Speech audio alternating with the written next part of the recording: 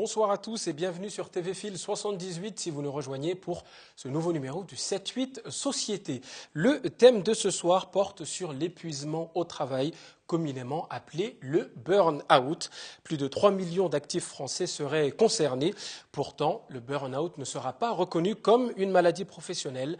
L'amendement à la loi sur le dialogue social déposé par Benoît Hamon, député de la 11e circonscription des Yvelines, a été jugé irrecevable. Alors faut-il ou pas reconnaître le burn-out comme une maladie professionnelle? N'hésitez pas à réagir sur le Twitter de l'émission #78Société. Qu'est-ce que le burn-out? Quels en sont les symptômes? Comment le prévenir? Pourquoi le MEDEF est-il opposé à une classification du burn-out dans la catégorie maladie professionnelle? On en parle avec nos invités. Ils sont 4 autour de la table. Françoise François d'abord, qui est psychologue du travail et spécialisée et fondatrice de l'association Maison Souffrance et Travail 78, donc une maison qui existe depuis mars 2013. Bonsoir. Daniel Lemeignier, vous êtes avec nous pour témoigner. Vous avez été victime d'un burn-out et puis vous nous expliquerez un petit peu comment tout ça s'est passé. Bertrand Decré, président du MEDEF 78, bonsoir. Merci d'avoir accepté notre invitation. Et enfin, Martine Kerrier, secrétaire nationale CFE-CGC en charge de la santé au travail, des conditions de travail et du handicap. Bonsoir. Bonsoir. Alors pour débuter cette émission, nous recevons par téléphone Benoît Hamon, donc député de la 11e circonscription des Yvelines. Bonsoir. Bonsoir. Alors vous avez déposé un amendement à la loi sur le dialogue social pour que le burn-out soit considéré comme une maladie professionnelle. Votre amendement a été retoqué. C'est un échec pour vous?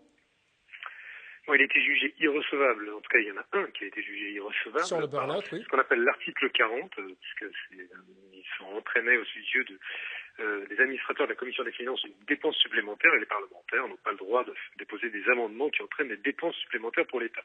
Il y a 2 amendements qui ont quand même été adoptés en lien avec le gouvernement et je m'en réjouis et qui en tout cas progressent vers ce qui pourrait être demain une reconnaissance du syndrome d'épuisement professionnel comme une maladie professionnelle. Alors il faut être un peu précis, le burn-out c'est pas une maladie en soi, c'est un tableau clinique de différents symptômes qui en tout cas sont annonciateurs de ce qui précède souvent un effondrement ou un épuisement professionnel. C'est souvent lié à une surcharge de travail, un trop-plein de pression, un trop-plein de travail qui amène des hommes ou des femmes, quel que soit leur niveau de responsabilité, ça concerne les simples employés comme les cadres de très haut niveau, dans le public comme le privé, mais ça conduit beaucoup de nos compatriotes parfois à s'effondrer. Notre objectif, c'est qu'aucune dépression ou une affection psychique est directement liée à l'organisation du travail, eh bien, c'est qu'elle soit reconnue comme une maladie professionnelle. Nous ne poursuivons pas d'autre objectif que celui-là.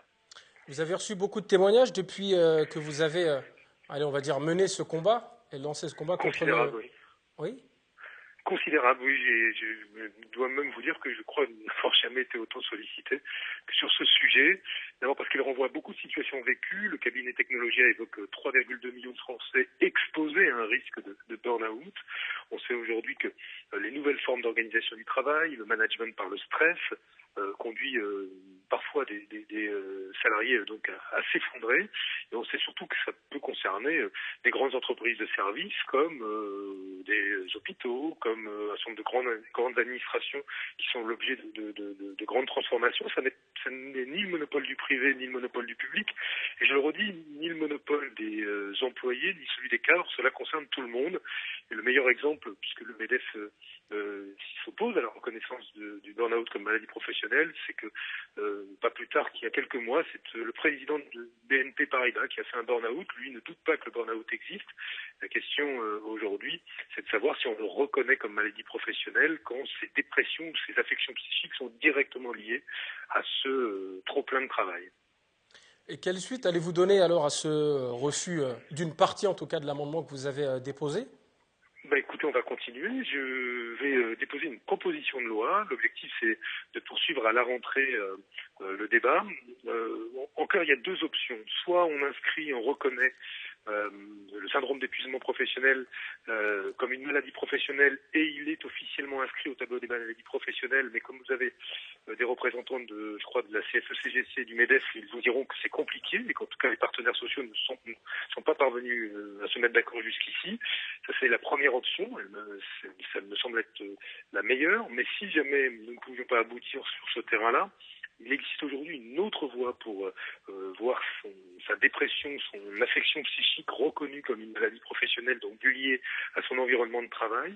C'est ce qu'on appelle la voie complémentaire, sauf qu'aujourd'hui, c'est très difficile pour un salarié d'obtenir la reconnaissance d'une dépression ou d'un burn-out comme une maladie professionnelle, parce qu'il faut atteindre un seuil d'incapacité de 25%. C'est un seuil tellement élevé qu'en France, l'année dernière, n'ont été reconnus que 200 et quelques cas, un peu plus, de burn-out comme maladie professionnelle, quand en Belgique, on évoque des chiffres de 19 000. On voit bien qu'il y a un vrai problème de non-reconnaissance de ces affections psychiques comme maladie professionnelle. Alors, voilà. Bertrand, vous restez avec nous. Benoît Hamon, encore une petite minute. Bertrand Decré, président du MEDEF 78, qui voulait réagir à vos propos. Benoît Hamon, bonjour. Bonjour. Je regrette que vous ne soyez pas parmi nous. J'aurais le plaisir de vous voir. Dire que le MEDEF s'oppose au burn-out professionnel, c'est un peu court.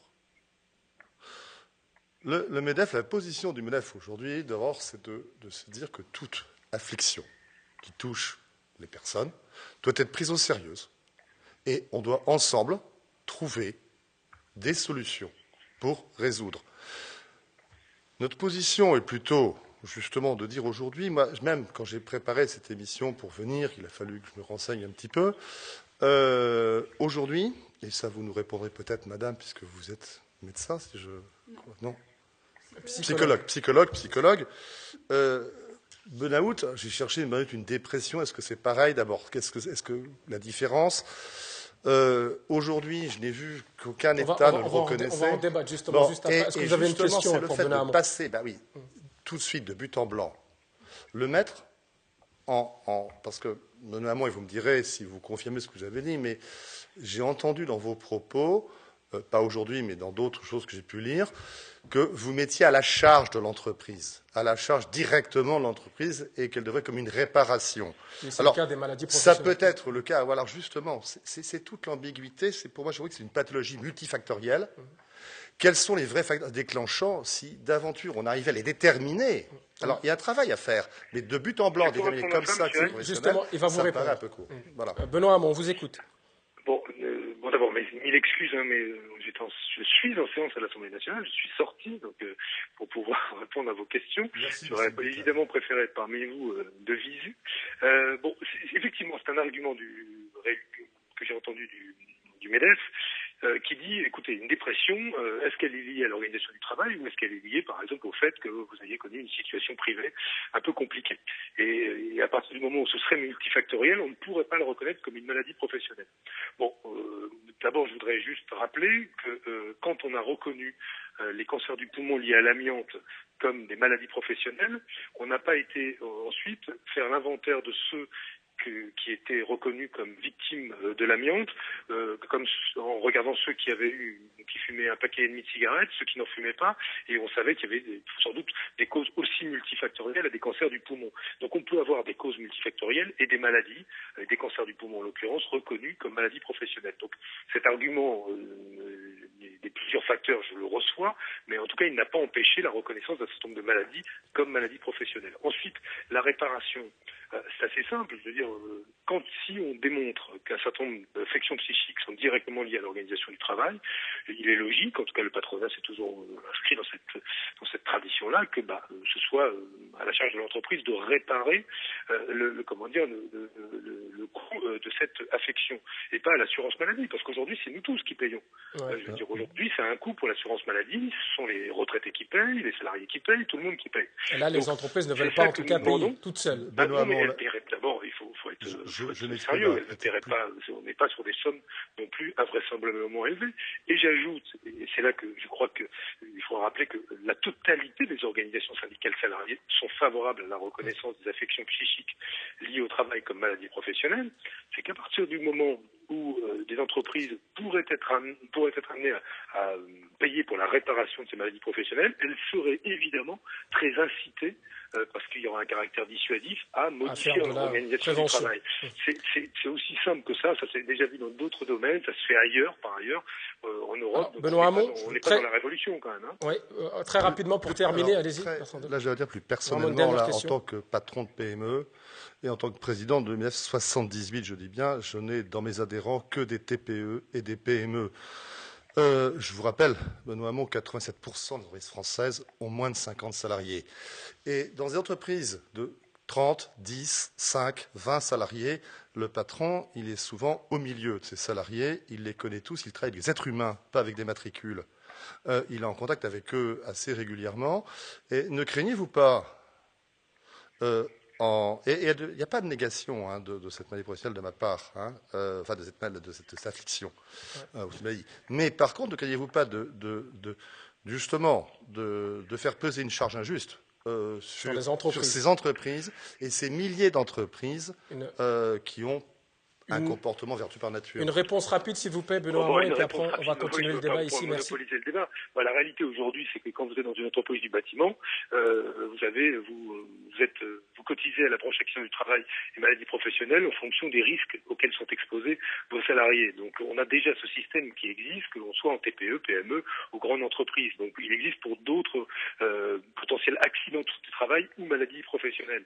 Donc, ce que nous disons, c'est qu'il y a aujourd'hui, incontestablement, parce que le monde de l'entreprise a évolué, que l'organisation du travail a évolué, que la mondialisation est passée par là, que les entreprises de services se sont développées, il y a de nouvelles formes d'organisation du travail qui conduisent à ce qu'il y ait de nouvelles formes de souffrance au travail. Et il faut y répondre. Alors moi, je n'essaie pas de répondre par Lucas, j'essaie de voir de quelle manière, là où le dialogue social est bloqué, et là où manifestement on n'avance pas sur la reconnaissance du burn-out comme maladie professionnelle, de quelle manière on peut relancer la discussion, puisque monsieur évoquait le fait que les salariés ne sont pas des matricules. Ouais. Effectivement, aujourd'hui, il faut des réponses à des hommes et des femmes qui souffrent à cause du travail, c'est tout. Voilà.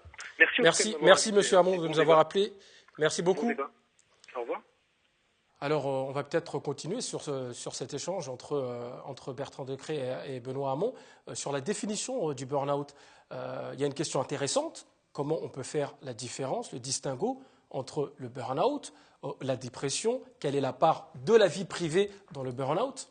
Pour peut-être avoir une connaissance un peu plus détaillée de ce qu'est le burn-out. Le burn-out, dans sa définition, c'est un épuisement à la fois physique et psychique. C'est les deux en même temps.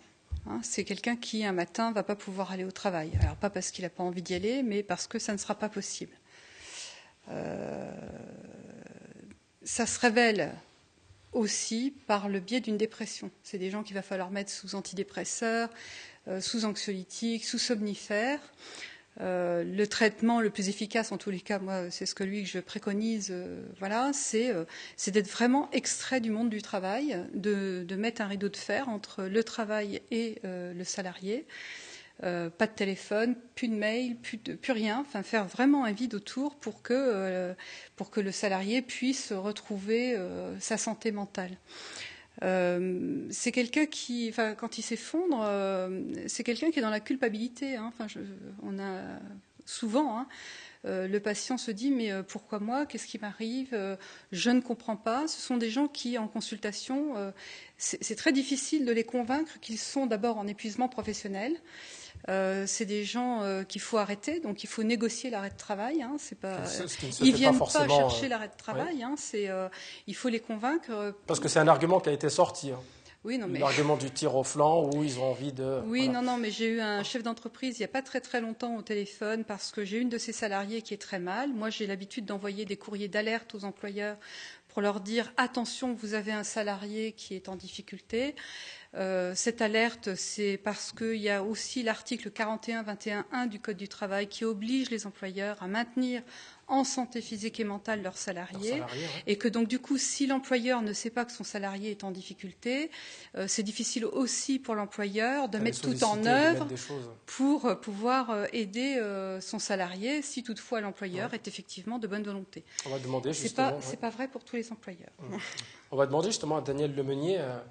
Vous êtes encore en arrêt maladie, oui. Donc est-ce que vous pourriez nous raconter un petit peu comment est arrivé ce burn-out? Votre parcours un petit peu dans votre entreprise rapidement, et puis comment vous êtes arrivé à ce burn-out? Bien sûr. J'ai passé mon baccalauréat et je suis venue sur Paris. Et puis j'ai postulé pour une entreprise qui avait du sens pour moi dans des valeurs, etc. Ouais. Et je pensais y rester 1 an parce que je souhaitais continuer mes études. Et cette entreprise vraiment m'a plu. Elle m'a convaincue, je suis restée. Ça se passait très bien. Ça se passait vraiment très très bien. J'ai grandi, ils m'ont fait grandir aussi, que ce soit au national, à l'international. Je peux dire que ouais, j'étais fière d'appartenir à cette entreprise parce que c'était plein de valeurs que je respectais et je partageais. Et puis en 2009-2010, un changement. Un changement, oui, une nouvelle restructuration. J'en avais vécu précédemment et sans aucun problème parce que effectivement, une entreprise qui grandit, ben il faut s'adapter, il faut aller vers le changement aussi. Et puis là, 2009-2010, eh ben on me demande de changer complètement de métier. C'est un choc pour moi, ça m'a bouleversée. Plus de travail?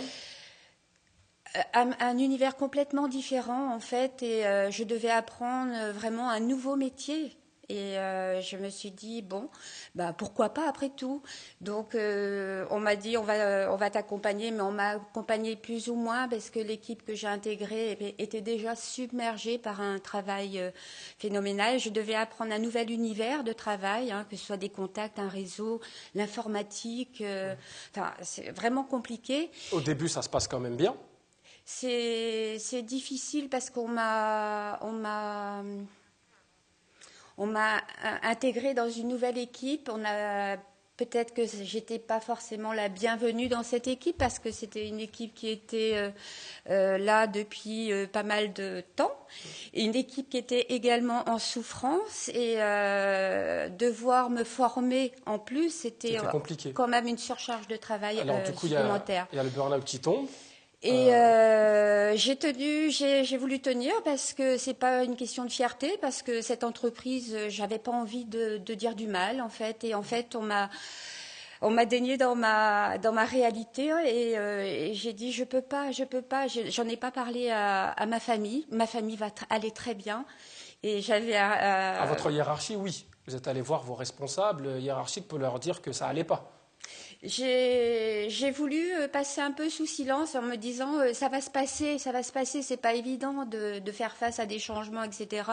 Il faut que tout le monde puisse s'adapter et tout. Dieu merci, ma famille me portait et m'accompagnait. Mon privé allait très bien. Très très bien, et il va toujours très bien. Donc c'était pas une question de privé. Donc effectivement, je me suis dit à un moment, parce que ça n'allait plus, on me disait blanc, je voyais noir. Et tout ce qui était très basique, en fait, devenait extrêmement complexe pour moi.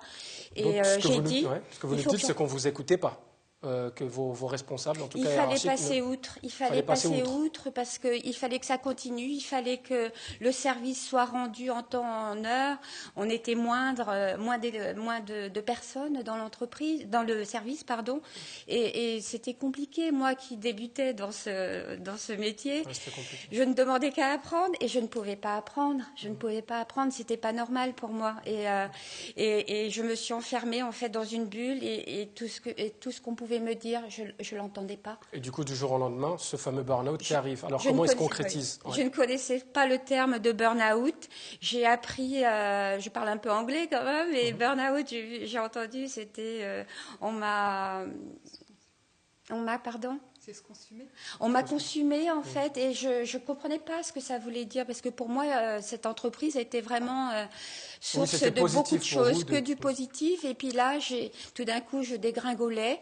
Et un soir, en rentrant du travail, parce que dans la journée, je faisais face, je gardais le sourire, et en rentrant un soir, j'ai pu mettre le freiner à temps avant de basculer dans un fossé. Je me suis arrêtée un peu plus loin. Et puis voilà, j'ai pleuré, et puis je suis rentrée chez moi, quoi. Et puis j'en ai parlé bien sûr à ma famille, et puis j'ai dit je peux pas, il faut que je fasse quelque chose, il faut que je me protège. Voilà. Et c'est important pour moi de témoigner aujourd'hui. Alors Martine Carrière, c'est certainement des exemples que vous avez beaucoup vus également. Alors, qu'est-ce qui bloque justement dans cette reconnaissance peut-être de ce que vient de nous dire Daniel Lemeunier sur des symptômes qui semblent être assez clairs? Alors déjà, pour nous, à la CFE-CGC, c'est une grande satisfaction de voir cette pathologie, ce syndrome d'épuisement professionnel qui rentre enfin dans la société à l'Assemblée nationale. C'était évident qu'on n'allait pas tout de suite arriver à créer un tableau de maladie professionnelle parce qu'il faut, quelque part, quand il y a un tableau de maladie professionnelle, il faut être sûr des origines professionnelles et de la pathologie. Donc ce sont des termes qui sont très difficiles, mais je pense que le fait que ça soit maintenant rentré dans la société va permettre aux partenaires sociaux de parler ensemble, de progresser sur le sujet, puisque c'est une demande de la société. Il y a un point qui est très positif, le burn-out, c'est quelque chose qui est établi, mais je pense qu'on doit tous travailler en prévention en amont, c'est important, d'éviter qu'il y ait des épuisements professionnels dans nos entreprises, que ce soit des TPE ou des grandes entreprises, que les managers et les cadres soient à l'abri de cette pathologie. Et pour ça, l'ensemble des participants du monde de l'entreprise doit s'en emparer. Et la Direction générale du travail a émis un guide qui est téléchargeable et où le terme de burn-out est bien expliqué et où la prévention est expliquée pour tous les professionnels. Et je pense qu'à la date d'aujourd'hui, en premier lieu, nous devons faire de la prévention dans nos entreprises. Les CHSCT doivent s'emparer du sujet et doivent voir avec les présidents des CHSCT et les responsables d'entreprise ce qu'est vraiment le burn-out, puisque maintenant il y a une définition qui est légitime. Avant, on nous disait dans les entreprises, mais le burn-out, de quoi vous nous parlez ? Maintenant, avec cette définition de la Direction générale du travail, c'est un peu plus clair. C'est très clair. Par contre, c'est clair pour faire de la prévention, mais pour la réparation, il va falloir que les partenaires sociaux, effectivement, arrivent à se mettre d'accord. Vous partagez ce constat, Bertrand Decré, sur la nécessité d'avoir de la prévention pour prévenir justement les cas comme ont pu connaître Daniel Lemeunier? Alors, je suis... D'abord, quand j'écoute l'histoire de madame, c'est très triste. Très triste. Et puis 5-6 ans après, ça m'a touché. Par contre, je ne suis pas médecin, je ne suis pas psychologue ou psychiatre, je ne sais pas quel mais voilà. Après, je me hasarderai pas aux définitions. C'est quoi, c'est comment, c'était pas. Par contre, encore une fois, et je suis assez d'accord quand vous parlez de prévention, j'entends bien. Moi, je veux dire deux choses. Un, d'abord, à quoi a-t-on affaire de façon très technique? Je voudrais avoir une définition, j'aurai quelque chose. Et puis, je vais surtout vous parler de vécu. Parce que c'est du terrain, des témoignages dont je vais vous parler. Je vous l'ai dit encore une fois, 97% des entreprises françaises ont moins de 50 salariés. Donc, moi, quand je vais vous dire en tant que chef d'entreprise, ce que je fais, alors, je n'ai pas de cas de burn-out chez moi, Dieu merci, mais quand je vous disais... Vous voulez dire que moins de 50 salariés, le burn-out n'existe pas? Non, alors, c'est pas du tout ce que je dis. J'ai dit que, vous savez, quand vous avez 10 salariés, si vous perdez un salarié, vous perdez d'un seul coup 10% de l'effectif. 10% de l'effectif, vous en avez 5, vous en perdez 20% de l'effectif d'un seul coup. Vous ne tournez plus. Donc, vous êtes peut-être plus vigilant. Alors, je ne dis pas qu'on est plus vertueux, mais peut-être plus vigilant à la santé psychique de vos salariés. Vous savez un truc, quand je viens dans mon entreprise, tous les matins, je salue systématiquement tous les salariés présents. Et s'il y en a un à comment allez-vous qui me répond pas bien, la deuxième question qui vient, qu'est-ce qui se passe? Et qu'est-ce que vous faites? Et bien, à ce moment-là, on en vient. Alors, ça peut être des choses simples. J'ai mal dormi la veille, machin, des choses très simples. Ou ça peut être, j'ai perdu un parent, mais peu importe. Et quelque part, bon, alors, on a mis en place dans l'entreprise des cours de yoga, bon, pour essayer d'avoir des trucs sur le travail. Mais moi, j'ai un ostéopathe aussi qui vient travailler pour qu'ils n'aient pas de problème. Vous nous répondrez d'ailleurs, Madame mais Françoise, parce que j'aime faire ça. Je pense que ça fait partie vraiment de la responsabilité. Vous savez, il faut aussi, j'entends parler même de CHSCT. Je sais ce que c'est qu'un CHSCT. Mais ayant moins de 40 salariés, je n'en ai pas. Je n'en ai pas l'exercice, si vous voulez. J'entends, excusez madame, avec l'international changement, quand on dit on m'a refait mon boulot. Mais j'entends, je sais que ça se passe. Mais si vous voulez, dans notre vie, nous, de patrons, parce que le MEDEF 70, c'est composé à 99% de patrons de TPE et de PME, et qui sont traumatisés quand ils sont Benoît Hamon parler. On entend des choses comme la pénibilité, le burn-out. On se dit, mais attends, quelle charge va peser sur nous? Vous savez, en fait, donc, quelle charge vous risquez de provoquer des burn-out pour les donc, monsieur Decré, vous êtes en train de nous parler de quelle charge d'argent? Mais oui, on se dit, qu'est-ce qui va se passer? À chaque fois, on se dit, c'est quelque chose François. On est très loin de ces considérations. Vous voulez réagir? Déjà, vous dire que c'est vraiment une dépression, quoi. Les gens souffrent de dépression. Et ils ne sont plus en capacité d'aller au travail, ils ne peuvent plus se lever, ils n'ont plus d'objectifs, il n'y a plus d'élan vital, il n'y a plus de désir, il n'y a plus de projet, il n'y a plus rien. Ça atteint la famille, ça atteint le conjoint. Moi, j'ai des couples dans ma consultation qui sont en instance de divorce. J'ai des gens qui se déchirent. La maman qui travaille et qui rentre à la maison, qui n'en peut tellement plus que finalement les enfants deviennent le souffre-douleur. Il y a tout ça derrière le burn-out. C'est pas une petite affaire. De l'autre côté, je tiens quand même à dire que quand un salarié, parce que je crois qu'il faut continuer à demander à ce qu'il y ait des reconnaissances sans maladie professionnelle, quand un salarié fait la demande auprès de son médecin généraliste, qui fait la demande auprès de la sécurité sociale et qu'ensuite on fasse toutes les démarches derrière nécessaires, le salarié s'engage dans un vrai parcours du combattant. C'est extrêmement difficile, douloureux, et les salariés ne cherchent pas à mettre les petites entreprises dans la difficulté. Ils cherchent seulement à ce qu'on puisse identifier le fait que s'ils se sont écroulés, c'est bel et bien parce que le travail y est pour quelque chose. Et c'est tout. Pour conclure. Je vais reprendre. Les gens qui sont en burn-out, ce sont des salariés qui sont très investis dans le travail, pour qui le travail a un sens énorme. Oui. Et un jour ou l'autre, il se passe une rupture émotionnelle qui disent, eh bien, tout cela, tout ce que j'ai fait, voilà comment on me remercie et voilà comment ça arrive. Donc, l'importance d'un travail qui a un sens. Merci. Merci en tout cas. Un dernier mot. Oui, je voulais juste ajouter que moi, cette souffrance que je vivais au travail, parce que cette entreprise, vous avez bien compris, je ne vais pas lui en dire du mal, parce qu'il y a vraiment des personnes formidables dans cette entreprise. Mais ce que je veux dire, c'est que j'ai occulté cette souffrance parce que je me suis dit, je vais aller de l'avant et on va m'entendre. Et personne ne m'a entendu, personne ne m'a aidé, personne ne m'a aidé. Mon mari, mes enfants m'ont aidé. Ma famille proche m'a aidée et je veux repartir et je sais que ça va être très long. On m'a détruit. Oui, je veux penser que c'est possible de s'en sortir. J'ai intégré le fait que ça prend du temps parce que c'est une démarche vraiment lourde et d'un point de vue aussi sécurité sociale parce que moi, au mois d'octobre, on m'a dit vous pouvez reprendre le travail. Un burn-out, ça dure de 1 mois à 3 mois. Et je ne savais pas de quoi on parlait. Je n'avais pas intégré le mot burn-out encore complètement. Et je dis, comment vous pouvez dire que je peux reprendre le travail? Je suis incapable de me lever correctement le matin. Alors que vous êtes encore, on le voit d'ailleurs, touché par tout ce qui s'est passé. En tout cas, merci d'être venu témoigner. Merci à tous les trois également d'avoir participé à ce débat. N'hésitez pas à réagir. Il y aura beaucoup de réactions, c'est sûr, sur le Twitter de l'émission, #78Société. On se retrouve dans 2 semaines pour parler des rythmes scolaires. Bonne soirée.